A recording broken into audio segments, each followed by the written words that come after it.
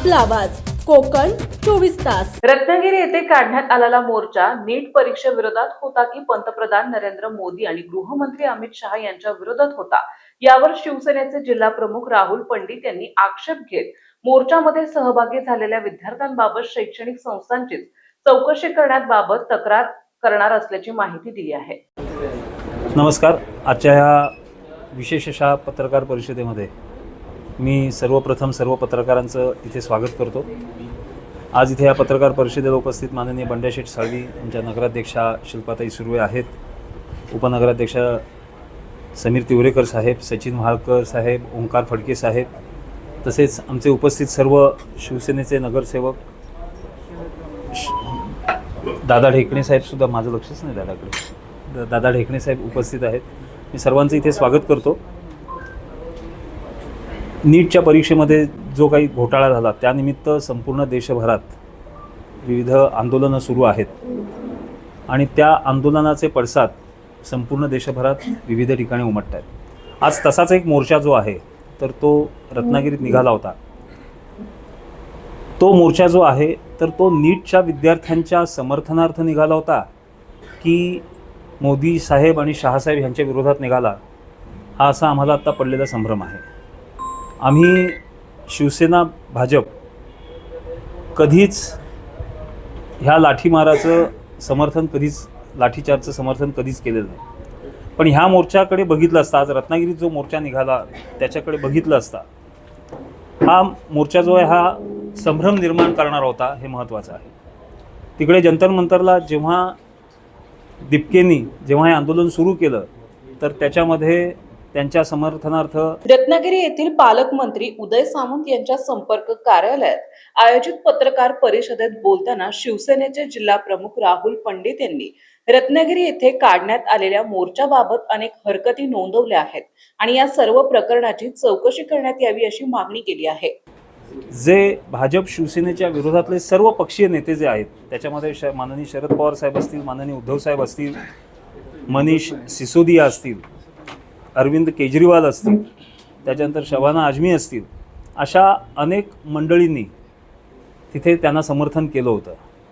पण ऑलरेडी ह्यांचे सर्व पक्ष जे आहेत तर ते ऑलरेडी संपलेले आहेत आणि हे पक्ष संपलेले असताना त्यांनी तिकडे ते दिपकेंच्या बाजूने किंवा ते वांगचूक जे आहेत तर त्यांच्या बाजूने त्यांनी तिकडे समर्थन केलं होतं।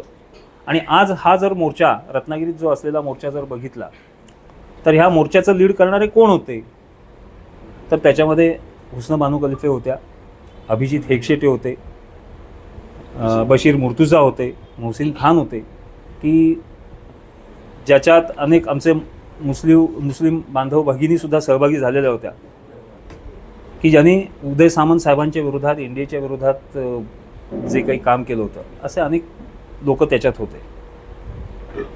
सर्वात ह्याच्यात वाईट गोष्ट एवढीच आहे की रत्नागिरी जिल्ह्यातल्या अनेक संस्थांनी, शैक्षणिक संस्थांनी जबरदस्तीने त्यांच्या विद्यार्थ्यांना इथे आणल्याचं आमच्या निदर्शनास आणलं आणि ही सर्वात वाईट गोष्ट आहे। त्यामुळे आम्ही जमलेले सर्व जे आता भाजपा शिवसेनेचे सर्व पदाधिकारी आहेत त्यांनी माननीय कलेक्टर साहेब, माननीय मुख्य कार्यकारी अधिकारी, माननीय SP साहेब यांच्याकडे ह्याची सखोल चौकशी करावी, या निमित्ताने आम्ही पत्रसुद्धा आम्ही देणार आहोत। सांगण्याचा उद्देश एवढाच आहे की अशा संस्थांवर ज्यांनी जबरदस्तीने विद्यार्थ्यांना आणून ह्या मोर्चामध्ये सहभागी व्हायला सांगितलं, अशा संस्थांवर कडक कारवाई झाली पाहिजे, असं आम्ही पालकमंत्र्यांच्या वतीने फोर्सफुली आम्ही ह्या सगळ्या माननीय अधिकाऱ्यांकडे सांगणार आहोत आणि त्या संस्थांवर कारवाई झाली पाहिजे अशा आग्रहाची विनंती करणार आहोत। महायुतीच्या कोणत्याही नेत्याने दिल्ली येथील जंतर मंतरवर विद्यार्थ्यांवरील हल्ल्याचे समर्थन केलेले नाही असे जिल्हा प्रमुख राहुल पंडित पत्रकारांशी बोलताना म्हणाले आणि रत्नागिरी येथील मोर्चामध्ये जे कोणी नेते सहभागी झाले होते त्यांनी पालकमंत्री उदय सामंत यांचा पूर्वी किती उपयोग करून घेतला आहे त्याबाबतची माहिती दिली।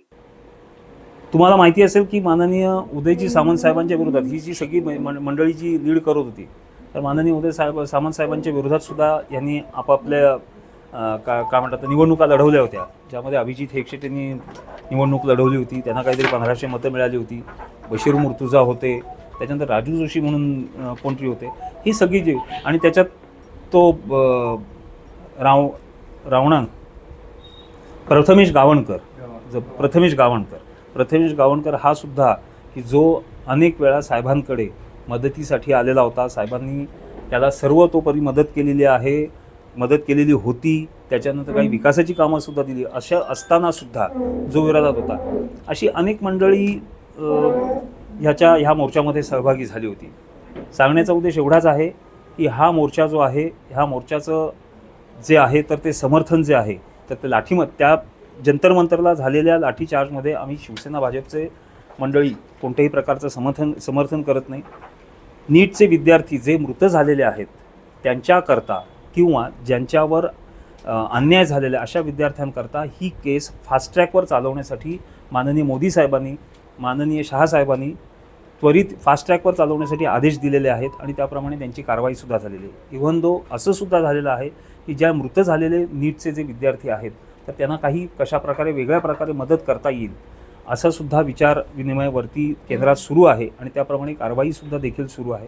असं असताना हा जो काही दुर्दैवी मोर्चा जो काय आजचा निघाला त्याच्याबद्दल हा मोर्चा नीटच्या विद्यार्थ्यांकरता होता का मोदी साहेब आणि शहासाहेबांच्या विरोधात होता, त्यानिमित्त ही पत्रकार परिषद आयोजित केलेली आहे.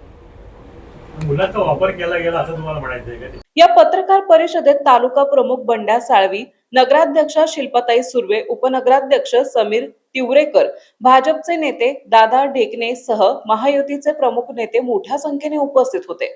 रत्नागिरी येथे काढण्यात आलेल्या शिव फुले शाहू आंबेडकर संघटनेतर्फे मोर्चा आता वादात सापडण्याची शक्यता निर्माण झाली, कारण यावर महायुतीच्या नेत्यांनी हरकत घेत तक्रार करण्याचे पत्रकार परिषदेत सांगितले आहे. दरम्यान बशीर मुर्तजासह अजितदादा पवार यांच्या राष्ट्रवादीचे काही प्रमुख नेतेही या मोर्चात सहभागी झाले असल्याचं दिसून आले.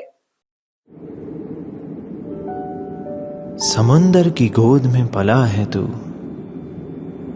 अंगड़ाई लेते ही लहरें शुरू, आज यौवन की मस्ती छोड़, ले चलता हूं तुझे एक नए मोड़, आजा तुझे माँ पुकारे अब, छेड़ देते हैं बीच से कुछ शरारत हंसी, गले लगा ले उसे ए फकीर, इंतजार कर रहा है तेरा तो, चल दे देते हैं उसे फसल की खूबसूरती तो, आजा तुझे माँ पुकारे अब, उन्हें भी देनी है एक नई पहचान, आजा तुझे माँ पुकारे अब. फिनोलेक्स पाइप्स पहुंचाए पानी को अपनी माँ के पास.